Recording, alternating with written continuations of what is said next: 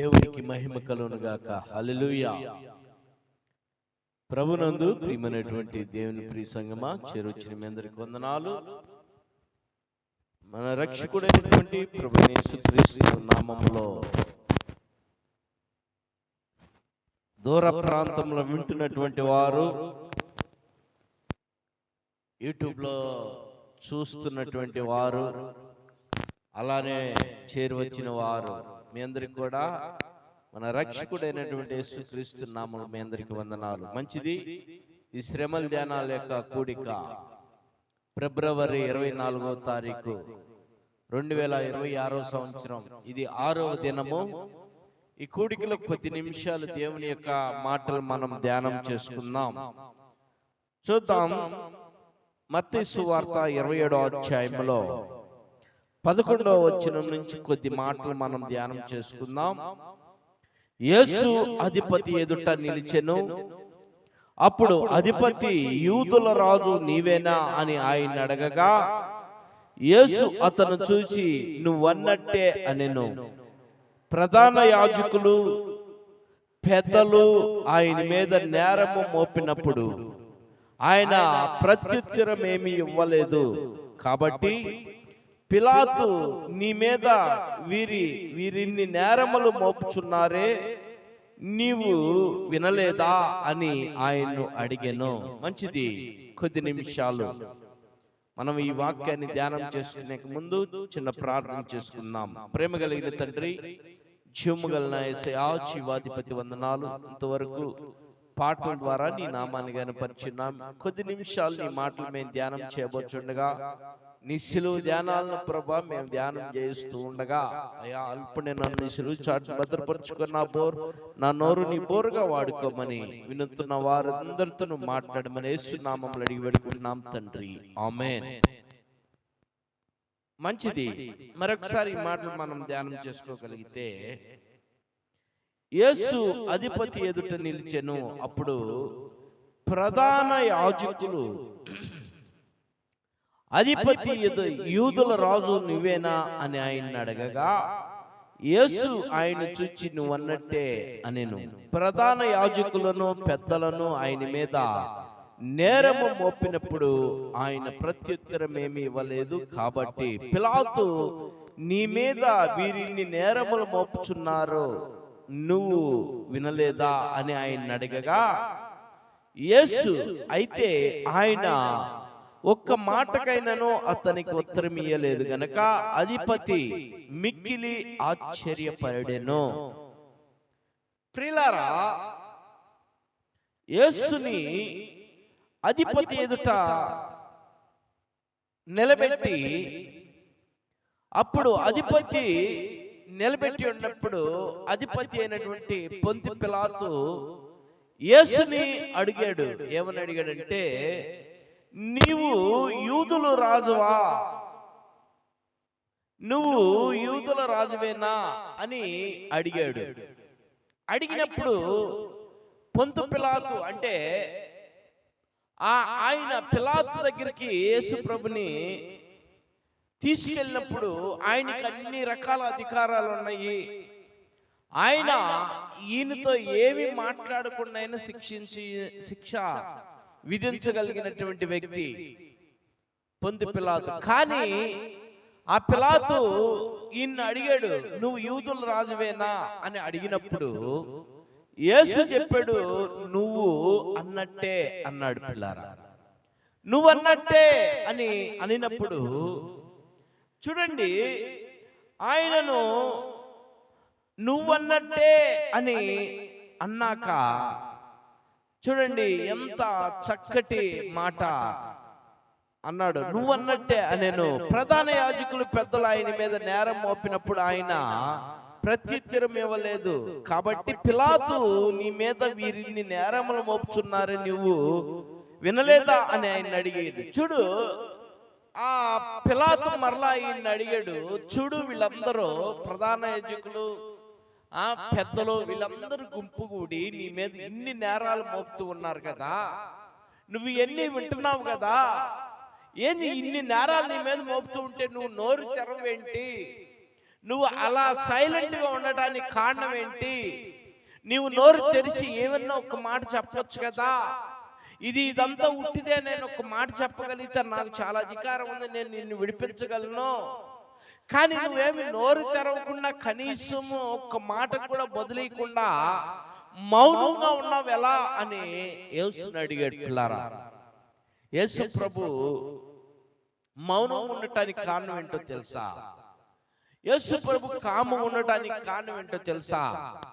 ఏంటి కారణం అంటే, ఆయన లోకాన్ని ప్రేమించడానికి వచ్చినటువంటి వ్యక్తి.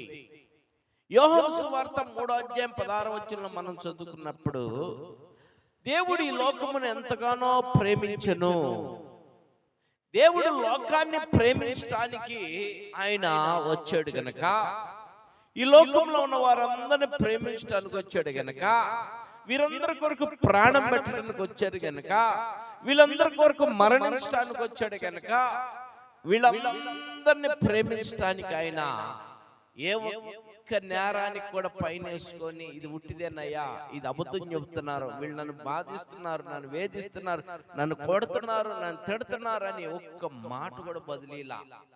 కారణం ఏంటంటే, లేఖనం నెరవేరాలని, ఆయన మరణించడానికి, ఆయన శ్రమ పడటానికే ఈ లోకంలోకి జన్మించాడని ఆ సంగతి ముందుగానే ప్రవక్తల ద్వారా తెలియపరిచిన రీతిలో ఆయన దాన్ని అంగీకరించి మౌనం దాల్చాడు. పిల్లారా, ఆయన నోరు తెరిస్తే సత్యమును ఆయన చెప్పినప్పుడు అసత్యంగా చిత్రీకరించినా కూడా అది పని చేయకుండా పోయింది.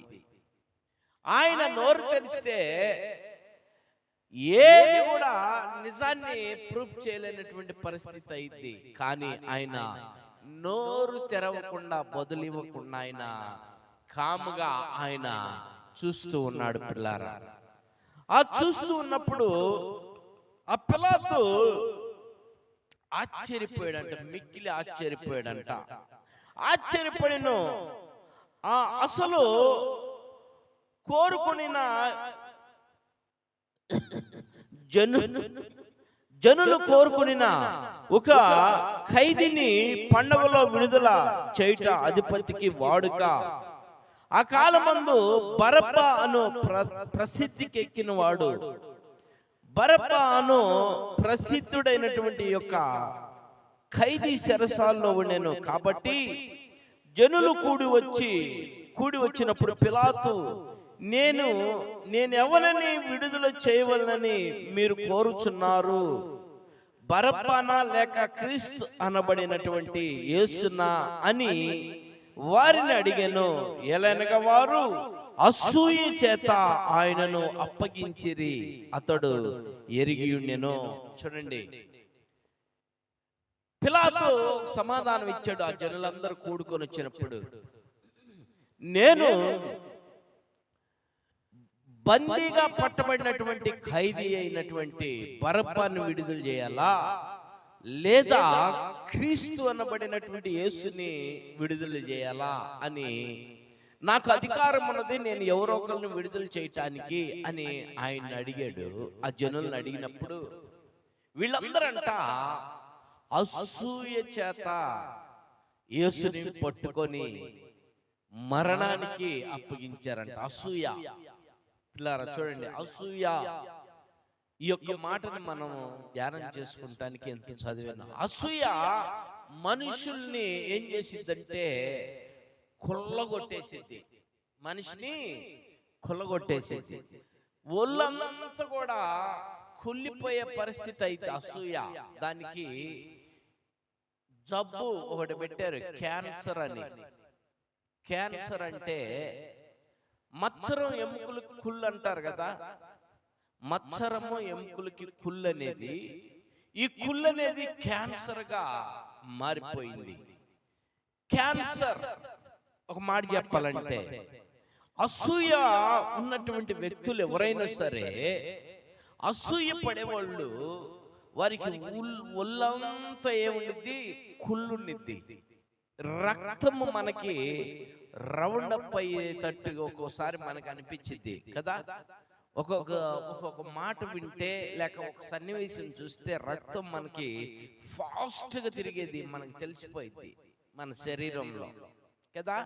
ఏదైనా ఒక చూడకూడనటువంటి విషయాన్ని చూసినప్పుడు లేక ఎదుటి వారు చాలా హ్యాపీగా చాలా చక్కగా ఆనందిస్తున్నటువంటి సన్నివేశాలు చూసినప్పుడు నిజంగా వ్యసనం ఉన్నటువంటి వాళ్ళు, అసూయ ఉన్నటువంటి వాళ్ళ పరిస్థితి మొహం అంతా మారిపోయింది. అసూయ ఊరకనే కనిపెట్టేసేయచ్చు. అసూయ పడే వాళ్ళని వాళ్ళ మొహం అంతా మారిపోయింది. ఒక మంచి మాట చెప్పినప్పుడు అసూయ పడే వాళ్ళ మొహం ఎలా ఉండిద్దంటే కోపం ఒక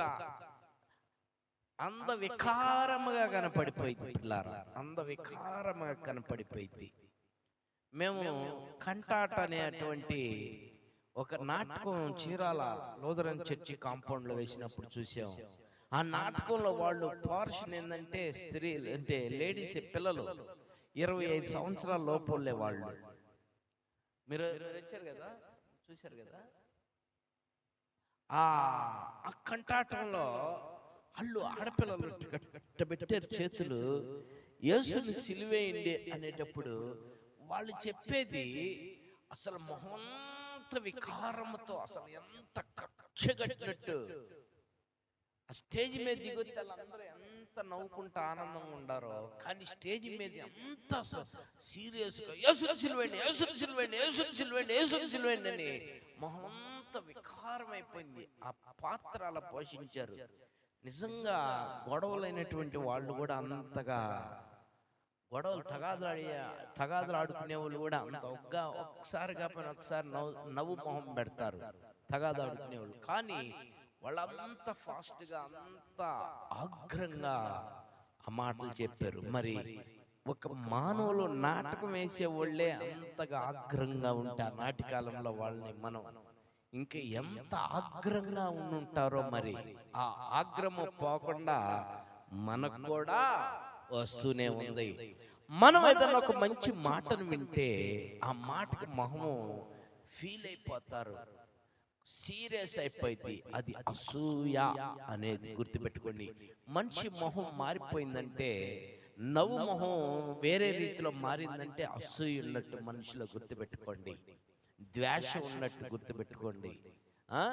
అసూయ ద్వేష ఉన్నట్టు. కావున ప్రాక్టికల్ గా చూపిమంటే ప్రాక్టికల్ గా చూపించగలను నేను. మనిషి మొహం ఎలా చేంజ్ అయిపోయిందో ప్రాక్టికల్ గా చూపించాలంటే చూపించగలను, కానీ తర్వాత చూపిస్తాను. ఇప్పుడు వాక్య భాగంలో ఉన్నాం కదా. ఏదన్నా మనిషిని ఊరక అట్ట గిలితే చాలు వచ్చేసిద్ది అసూయ. అవునా కదా, చిన్న ఊరక స్ట్రగుల్ అట్ట కొడితే ఇక్కడంట అసూయ చేత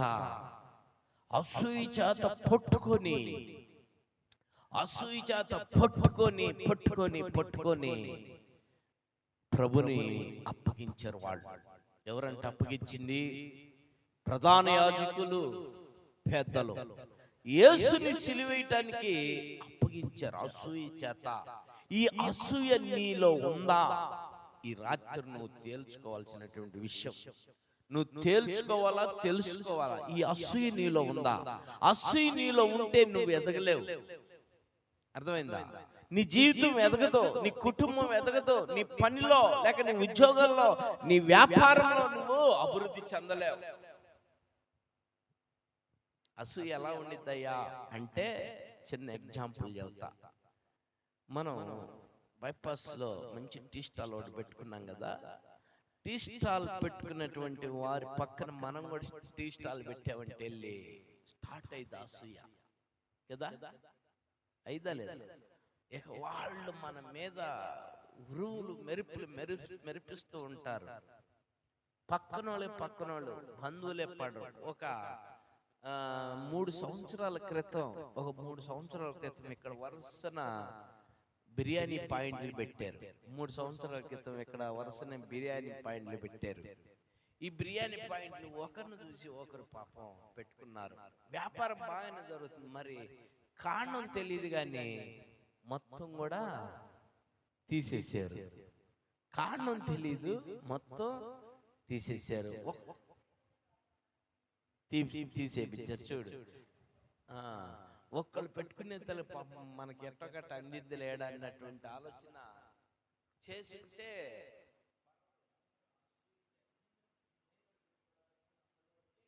కన్ను కొట్టేసింది, టీవీ ఇచ్చేసారు. చూడండి, అది అసూయ. నేను మీకు చిన్న ఎగ్జాంపుల్ చెప్పాను, చాలా మంది చెప్పాల్సింది, కానీ ఇది మీకు అర్థం అవటానికి చెప్పాను. ఇలా మనం చూసుకుంటా పోతే అసూయ. మన ఇంటి పక్కన స్థలం ఉందనుకో, మనం బాగు చేసుకో, చీప్ వేసినా కూడా వాళ్ళు వచ్చి మనల్ని తిడతారు, ఎందుకు మా స్థలంలో ఊడుస్తున్నావని. లేదా మనకి నచ్చిన వాళ్ళటువంటి వాళ్ళకి పాక వేసుకోమని వాళ్ళు చెప్పినప్పుడు మనకు నచ్చిన వాళ్ళు ఎవరైనా వచ్చి ఆడ పాక వేసుకునే దాన్ని పెడితే ఇక మనకేమైతే రేగిద్ది అసూయ. ఒక్క చీపురు జాగ్రత్తగా వేసినందుకే, ఊడిసినందుకే మనల్ని తిట్టారు, ఇప్పుడు మన శత్రువులు తీసుకొచ్చాడు పెట్టి ఏం చేపిస్తున్నారనే అసూయ స్టార్ట్ అయ్యి ఇది ఎట్టయినా పడగొట్టాలన్నటువంటి ప్లాన్ మనము చేస్తా ఉంటాం. ఈ రీతిలో యేసు ప్రభు చేసినటువంటి పనులు ఆ దినాల్లో స్వస్థత పరిచాడు, బలహీనని బాగు చేశాడు, దెయ్యాలు పట్టిన వాళ్ళని విడుదల చేశాడు, దురాత్మను పట్టిన వాళ్ళని విడుదల చేశాడు, రోగులను స్వస్థత పరిచాడు, చనిపోయిన వారిని లేవనెత్తాడు, కళ్ళు లేనటువంటి వారి కళ్ళునిచ్చాడు, నడవలేనటువంటి వారిని నడిపించాడు, పక్షవాయుతో పడినటువంటి వారిని లేవనెత్తాడు. ఇన్ని పనులు చేసినా కూడా ప్రధాన యాజకులకి పెద్దలకి ఏం కలిగిందంటే, మీ చాప్టర్ క్లోజ్, ఈయన పేరు సంచరిస్తూ ఉన్నది, ఈయన్ని బాగా ప్రజలందరూ ఈయన చుట్టూ తిరుగుతూ ఉన్నారు, ఈయన ప్రజలందరికీ పెద్ద అధిపతి అయిపోయాడు, ప్రజలందరికీ ఈయన రాజు అయిపోయాడు, ప్రజలందరికీ ఈయన దేవుడు అయిపోయాడని ప్రధాన యాజకులకి తెలుస్తూ ఉంటుంటే మంట మండిపోతా ఉంది ప్రియులారా, మంట మండిపోతా ఉంది. ఎట్రా ఎట్రా ఎట్రా ఎట్రా అని ప్లాన్ లేచారు, ప్లాన్ లేసి దేవుడి యొక్క సమయం వచ్చింది, ఆ సమయాన్ని వాళ్ళు వినియోగించుకున్నారు. అది దేవుడి ఇచ్చినటువంటి సమయమే వాళ్ళకి, వాళ్ళంతటితో వాళ్ళకి ఏది చేయలేరు, కానీ దేవుడు లేఖనం నెరవేరాలని ఆ సమయాన్ని వాళ్ళకి అందింది. ఆ సమయాన్ని వినియోగించుకొని ఆ ప్రధాన యాజకులు పెద్దలు యేసు ప్రభుని పొంతి పిలాతు దగ్గరికి తీసుకొచ్చినప్పుడు ఆయన అడుగుతూ ఉన్నారు, యేసుని సిలువేయండి సిలువేయండి సిలువేయండి అని కేకలు పెడుతూ ఉంటే యేసుని సిలువేయండి అని ఆ పొంతి పిలాతు ఏం చేశాడు తెలుసా? నాకు అధికారం ఉన్నది, నేను నేరారోపణ చేసిన నేరస్తులను విడుదల చేసే విధంలో ఈ యేసును చూసినప్పుడు వీళ్ళు నాకు ఎలాంటి దోషం కనపడలేదు, మరి మీరు ఎందుకు ఇంతగా చిత్రహింస చేయటానికి మీరు పూనుకుంటున్నారు నాకు అర్థం కావట్లేదని ఆ పిలాతే అడిగాడు. ఎందుకు ఆయన చూస్తే నాకు ఒక్క దోషం ఆయన కనపడలేదు, మిమ్మల్ని ఏం చేశాడు ఈయన, మిమ్మల్ని ఏమన్నాడు ఈయన, మిమ్మల్ని ఎందుకు ఈయన్ని మీరు ఇంతగా కక్ష కట్టారు అని అడిగితే వాళ్ళు సమాధానం వాళ్ళ దగ్గర ఏం దొరక్క ఒక మాట చెప్పారు. ఏం చెప్పారు తెలుసా? దేవాలయం పడగొట్టమన్నాడు, మేము మా యూదుల ఆచారంలో మేము దేవుణ్ణి ఆరాధించే దేవాలయం పడగొట్టమన్నాడు, 3 దినాల్లో కడతానన్నాడు. ఆ దేవాలయం పడగొట్టండి నేను 3 దినాల్లో కడతానని అబద్ధమైనటువంటి మాటలు కూర్చాడు. మా సొలొమోను ఎన్ని దినాలు కట్టాడు ఈ దేవాలయం మాకు తెలుసు, మా పూర్వీకులకు తెలుసు. సొలొమోను గారు ఎంత కష్టపడి కట్టిన దేవాలయమో, ఎన్ని సంవత్సరాలు పట్టిందో, ఎన్ని నెలలు పట్టిందో మాకు తెలుసు. ఈయనొచ్చి దేవదోషం చేస్తూ ఉన్నాడు. ఏం దేవదోషణ? ఈ దేవాలయం పడగొట్టని 3 దినాల్లో కడతానని చెబుతున్నాడు అని ఆయనకి బదులిచ్చాడు. ఆయన ఏం చెప్పాడు తెలుసా? యేసు చెప్పిన మాట, ఈ దేవాలయం పడగొట్టండి 3 దినాల్లో తిరిగి లేపుతానన్నాడు. హల్లెలూయా. ఏ దేవాలయం? హృదయం అనేటువంటి దేవాలయం. హృదయం అనేటువంటి దేవాలయాన్ని పడగొట్టండి 3 దినాల్లో తిరిగి లేపుతానన్నాడు. ఆ రీతిలో ఆయన చెప్పిన రీతిలో 3 దినాల్లో తిరిగి ఆయన లేపాడా లేదా? 3 దినాల్లో లేపాడా లేదా? 3 దినాల్లో దేవాలయాన్ని 3 దినాల్లో లేపాడా లేదా? శుక్రవారం చనిపోయాడు, శనివారం ఉన్నాడు, ఆదివారం తిరిగి లేచాడు. మూడో దినం లేపాడు. పలుమార్లు చెప్పాడు ఆయన. పలుమార్లు వాక్యము ఆయన చెప్పేటప్పుడు పలుమార్లు ఈ దేవాలయాన్ని పడగొట్టండి, లేక ఈ మనిషిని చంపని మూడో దినాన్ని లేపుతాను అని, మూడో దినాన్ని లెగుస్తానని పలుమార్లు చెప్పిన అప్పుడున్నటువంటి పరిస్థితుల్లో అప్పుడున్నటువంటి శిశువులకి ఇంకెవరికి అర్థం కాల ఆ మాటలో. ఆయన మూడో దినాన్ని లేచాడు అన్నప్పుడు అప్పుడు వాటిని జ్ఞాపకం చేసుకున్నారు. పేతురు పరిగెత్తుకుంటూ వెళ్ళాడు సమాధి దగ్గరికి. పిల్లారా, అయితే ఈ పిలాతు వీళ్ళందరూ అసూయ చేత ఆయన దగ్గరకు తీసుకొచ్చి అప్పగించినటువంటి పరిస్థితిని చూసి ఈ పిలాతు చాలా బాధపడ్డాడు. ఒక శిక్షించే అధికారి చాలా బాధపడ్డాడు. పిల్లారా, అతడు చూడండి, తర్వాత చదువుతున్నాను 19వ వచనం. అసూయ చేత అప్పగించి అతడు ఎరిగి ఉండెను. అతడు న్యాయపీఠం మీద కూర్చున్నప్పుడు అతని భార్య, నీవు మత్తయి సువార్త 27వ అధ్యాయం 19వ వచనం చదువుతున్నా. మత్తయి సువార్త 27వ అధ్యాయం 19వ వచనం చదువుతున్నాను. అతడు న్యాయపీఠం మీద కూర్చున్నప్పుడు అతని భార్య, నీవు ఆ నీతిమంతుని జోలికి పోవద్దు, ఈ ప్రొద్దు ఆయన నన్ను గూర్చి ఆయన గూర్చి నేను కలలో మిక్కిలి బాధపడితినని అతని యొద్దకు వర్తమానం పంపెను. చూడండి, అతడు న్యాయపీఠం మీద కూర్చున్నప్పుడు తన భార్య ఒక వర్తమానం పంపించింది. ఏ వర్తమానం అంటే, ఆ నీతిమంతుని జోలికి నువ్వు పోవద్దు.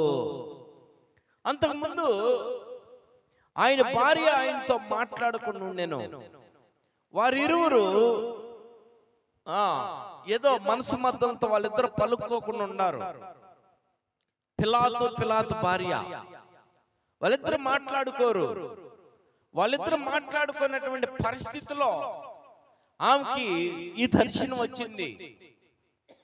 యేసు నిరపరాధి, యేసు ఏ పాపం ఎరగడో, యేసు నిరపరాధిని పట్టుకొని శిక్షిస్తున్నారు, మీ ఆయన ఇప్పుడు ఆయన్ని తీర్పు చెప్పబోతున్నాడు అన్నట్టుగా ఒక దర్శనం, ఒక కళ ఆమెకి వచ్చింది.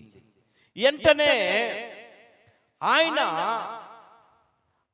దగ్గరకు ఆయన భార్య అయినటువంటి ఆమె ఒక వర్తమానం పంపించింది. ఏమని పంపించిందంటే, ఒక పేపర్ మీద రాసి పంపించింది, ఆ నీతిమంతుని జోలికి నువ్వు పోవద్దు, ఆయన నిరపరాధి, ఆయన మంచివాడు, ఆయన ఏ పాపము ఎరగినటువంటి వాడు, ఏ తప్పిదము చేయనటువంటి వాడు, ఏ దోషము చేయనటువంటి వాడు, ఏ నేరం చేయనటువంటి వాడు. ఆయన్ని నువ్వు శిక్షిస్తావేమో, జాగ్రత్త, ఆయన్ని కొంచెం ఆలోచించి నువ్వు తీర్పు చెప్పని ఆయన భార్య వర్తమానం పంపించినప్పుడు ఆయన ఆశ్చర్యపోయాడు. ఆ పొంతి పిలాతు, ఒరే ఒరే ఒరే ఒరే ఒరే, నా భార్య నాతో ఇంతకాలం మాట్లాడలేదు, నా భార్య నాతో అసలు మాట్లాడలేదే, కానీ ఈయన గురించి నాకు వర్తమానం పంపిందంటే నా భార్య ఇది నిజమై ఉండిద్ది అని ఇంకా మిక్కిలి ఆశ్చర్యపోయి ఆయన ఏం చేశాడు, మిక్కిలి ఆశ్చర్యపోయి ఆయన అడుగుతూ ఉన్నాడు, పిల్లారా, ఈ నిరపరాధిని విడిచిపెడతామో, ఈ నిరపరాధిని విడిచిపెడతామని బతిమలాడుతూ ఉంటే అట్టి వారు, ఎదురున్నటువంటి వారు, ఆ యూదులందరూ, ఆ ప్రధాన యాజకులు ఆ యూదుల్ని రెచ్చగొట్టి, వద్దు సిలువేయండి, వద్దు సిలువేయండి, వద్దు సిలువేయండి, వద్దు సిలువేయండి అని, మరణంకి ఆయన అర్హుడని, మరణించాలని, ఆయన్ని చంపాలని కేకలు పెట్టారు. పిల్లారా, ఆ ప్రధాన యాజకులు 20వ వచనం చదువుతున్నా. ఆ ప్రధాన యాజకులు పెద్దలు బరబ్బని విడుదల చేయమని అడుగుటకును, యేసును సంహరించుటకును జన సమూహములో ప్రేరేపించిరి. చూడు, ప్రధాన యాజకులు ఆ పెద్దలంట ఆ పొంతు పిలాతు చెప్పిన బట్టి ఈయనలో ఏ దోషము లేదు, నాకు ఏమి కనపడలేదని ఈయన్ని విడిచిపెడతామనేటువంటి మాటను ఆయన రిలీజ్ చేసినప్పుడు ప్రధాన యాజకులు పెద్దలందరూ కూడా ఆ యూదుల్ని ప్రేరేపించారంట. బరప్పాని విడుదల చేయి, బరప్పాని విడుదల చేయి, బరప్పాని విడుదల చేయి, యేసుని సిలువేయండి, యేసుని సిలువేయండి అని ప్రేరేపించారు. మొదటిది అసూయ. అసూయ చేత ప్రేరేపించబడటం. అసూయతో అసూయ పడే వాళ్ళు పక్కనోళ్ళు ప్రేరేపిస్తాడు. చూడు అసూయ, చూడు ఎలాంటి ఇల్లు కట్టిందో అని ప్రేరేపిస్తారు. ప్రేరేపించినప్పుడు ఆ అవతల వ్యక్తి నోరు ఇష్టానుసారంగా మాట్లాడేస్తారు. వెనక ముందు చూడరు, అనొచ్చా అనకూడదా అని చూడరు, ఇష్టానుసరమైనటువంటి మాటలు మాట్లాడతారు. అసూయ కలిగినటువంటి వారు ప్రేరేపిస్తూ ఉంటారు. ఈ ప్రేరేపణలో మనము చాలా సార్లు పడిపోతా ఉంటాం కదా. అసూయ చేత ప్రేరేపిస్తుంటే ఈ ప్రేరేపణలో మనం చాలా సార్లు పడిపోయి అనరాని మాటలు మనము అంటాం. ఈ మాటలకు ఎవరు లెక్క చెప్పాలా? ప్రేరేపించిన వాళ్ళు చెప్పాలా? అన్నవాళ్ళు చెప్పాలా? అన్నవాళ్ళకి శిక్ష, ప్రేరేపించిన వాళ్ళకి శిక్ష.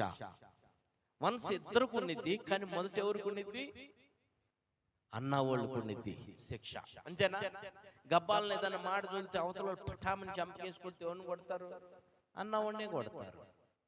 తర్వాత ఇదిగో నేను అన్నాను నన్ను కొట్టావు, ఇదిగో ఈమె చెప్పింది నాకంటే తర్వాత సంగతి. అది ముందు నీకే పడేది.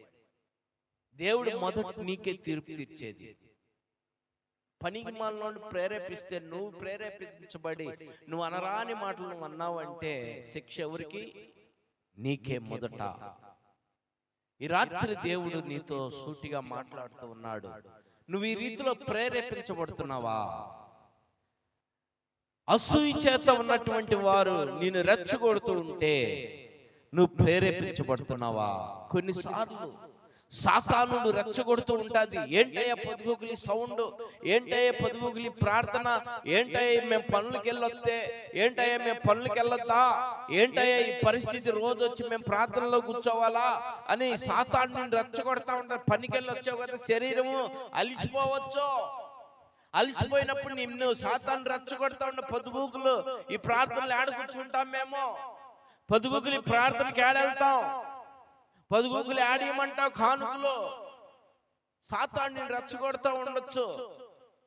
ఈ రెచ్చగొట్టినటువంటి సాతాన్ని మాటలను విని నువ్వు రెచ్చిపోతే బాధపడేది ఎవరు? సాతానుడి సంగతి అటు పక్కన పెడితే మొదట బాధపడేది నువ్వే, శిక్షింపబడేది నువ్వే. ఏ శిక్ష పడితో తెలుసా నీకు? నువ్వు నోరు పారేసుకున్నంత డబల్ నీకు వచ్చి పడుతుంది పిల్లారా. అందుకనే ఈ వాక్యము నీకు తెలియపరుస్తుంది. ఈ రోజు నువ్వు అసూయతో ఉన్నావా? ప్రేరేపించబడుతున్నావా? దోషణ మాటలు మాట్లాడుతున్నావా? ద్వేషణకరంగా ఉన్నావా? ద్వేషింపబడుతూ ఉన్నావా? నీ ఎదుటి వారు బాగుండటం చూసి నువ్వు ఓర్చుకోలేకుండా ఉన్నావా? ఈ రాత్రి నువ్వు రివిలేజ్ అవ్వు. నీకు నువ్వు పరీక్షించుకో. నేనేంటి? దేవుడు నాకు ఇచ్చిన జీవితం చాలు, నాకున్న దాంట్లో నాకు చాలు. నేను ఇంకా అంత స్థితికి వెళ్ళలేదు. అయినా వాళ్ళని చూసి నేనెందుకు అసూయపడాలా? నేనెందుకు ద్వేషించాలా? నేనెందుకు వాళ్ళని చూసి కుళ్ళుకోవాలా? దేవుడు వాళ్ళని ఆ రీతిలో ఆశీర్వదించాడు. ఇంకా వాళ్ళని ఆశీర్వదిస్తే ఇంకా చాలా బాగుంటది అని నువ్వు గాని ఆ రీతిలో నీ హృదయంలో దేవునికి కృతజ్ఞతాస్తుతులు చెల్లిస్తూ నీ ఎదుటున్నటువంటి వారిని నువ్వు చూసి నువ్వు ద్వేషింపకుండా అసూయ పడకుండా ఉండగలిగితే దేవుడు నిన్ను వాళ్ళకంటే ఎక్కువగా ఆశీర్వదిస్తాడు. హల్లెలూయా. ఆయన పక్షపాతి కాదండి. అందరినీ సమానంగా చూస్తాడు, అందరినీ సమానంగానే ఆశీర్వదిస్తాడు. అయితే ఒకటే నువ్వు జీవించే జీవితంలో అసూయ అనేటువంటి, ద్వేషం అనేటువంటి, కక్షలు అనేటువంటివి, కుళ్ళు అనేటువంటిది నీలో లేకుండా ఉంటే నువ్వు బాగుపడతావు. కుళ్ళంట శరీరం మొత్తాన్ని పాడు చేసేసిందంట. అవునా కదా? ఒక పుండు వచ్చిందంటే సెప్టిక్ అయిపోతే శరీరం మొత్తం పాడైపోయింది. సో ఇలాంటి పుళ్ళు ఎన్నో నీకు వస్తాయి. నువ్వు అసూయ పడితే, నువ్వు వ్యసనం పడితే, నువ్వు దూషణ పాలు చేస్తే. సో ఈ రాత్రి దేవుడు నీకు సూటిగా తెలియపరుస్తున్నటువంటి మాటలు, నీలో ఇలాంటివి ఉంటే ఈ రాత్రి దేవుడు నీకు తెలియపరిచాడు కాబట్టి వాటిని నీలో నుండి తొలగించుకో. నువ్వు ప్రేమించటమే నీలో ఉండాలా కానీ అసహించుకుంటూ అసూయ పడుతూ నీలో ఉండకూడదు. ఎందుకంటే నువ్వు బాగుండాలా, నీ కుటుంబం బాగుండాలా, నీ బిడ్డలు బాగుండాలా, నీ స్థితిగతులు బాగుండాలా, దేవుడిని ఉన్నతమైనటువంటి శిఖరానికి ఎక్కించాలంటే నువ్వు ప్రేమించాలా కానీ పగ పట్టకూడదు, అసూయ పడకూడదు, ద్వేషంగా ఉండకూడదు. వీళ్ళందరూ కూడా యేసుని ద్వేషించారు. చూడు, ఆయన చేసిన పనులు కొద్దిగే. ఆయన్ని ద్వేషించి, దూషించి, అపహసించి ఆయన్ని చంపడానికి కారకులైనందువలన ఈ రోజున అప్పుడు యెరూషలేములోనే ఆయన రాజుగా, యెరూషలేములోనే దేవుడిగా, యెరూషలేములోనే అద్భుతాలు చేసినటువంటి ఆయన చచ్చిపోయి తిరిగి లేచి ఇప్పుడు ప్రపంచం మొత్తానికి ఆయన దేవుడయ్యాడు. హల్లెలూయా, హల్లెలూయా. కారణం ఏంటి? సాతానుడు ప్రేరేపించినటువంటి ప్రేరేపణలో సాతానుడు తట్టుకోలేకపోయింది. యేసుని స్తుతిస్తూ ఉంటే, యేసుని గణపరుస్తూ ఉంటే, యేసుని మహింపరుస్తూ ఉంటే, మట్లాదివారం రోజు యేసుని యూదులకు రాజుకు జై, రాజులకు రాజుకు జై, హోసన్నా అని నివాదాలు చేసుకుంటూ వస్తే వాళ్ళొచ్చి యేసుని ఆపి, బోధకుడా నీ శిష్యులు నోరు మూసుకొని ఉండమని, ఏంది నీ కేకలో, ఈ గొడవ, ఈ గందరగోళం అంటే, నా శిష్యులు నోరు మూసుకుంటే ఇది రాళ్ళు, ఈ చెట్లు మొత్తం కేకలు పడతాయి అని యేసు చెప్పాడు. హల్లెలూయా. పిల్లారా, ఈరోజు నువ్వు ఆలోచన చేయి. అసూయ పడుతున్నావా, ప్రేరేపిస్తున్నావా? ఈ రెండిట్లో నువ్వు ఉంటే ఈ రాత్రి నువ్వు బయటికి రా. ఆ జీవితం నుండి బయటకు వచ్చి అసూయలో నుండి బయటికి రా. అసూయకరమైనటువంటి మాటలను ప్రేరేపించి ఎదుటి వారిని మనశ్శాంతి లేకుండా చేసే పనిలో ఉంటే బయటకు వచ్చి నువ్వు ప్రభు పాదాలు పట్టుకుని అడుగు. ఆయన నిన్ను క్షమిస్తాడు. ఎంత ఘోర పాపినైనా క్షమిస్తాడు, నిన్ను క్షమిస్తాడు, నీ కుటుంబాన్ని క్షమిస్తాడు, నీ కుటుంబం మీద ఉన్న శాపాన్ని తొలగిస్తాడు, పాపాలను తొలగిస్తాడు, పరలోకానికి నీకు నిత్య జీవాన్ని నీ కుటుంబానికి ఇస్తాడు. అటు కృప చేరవచ్చిన మనందరికీ దేవుడు అనుగ్రహించును గాక. ఆమేన్.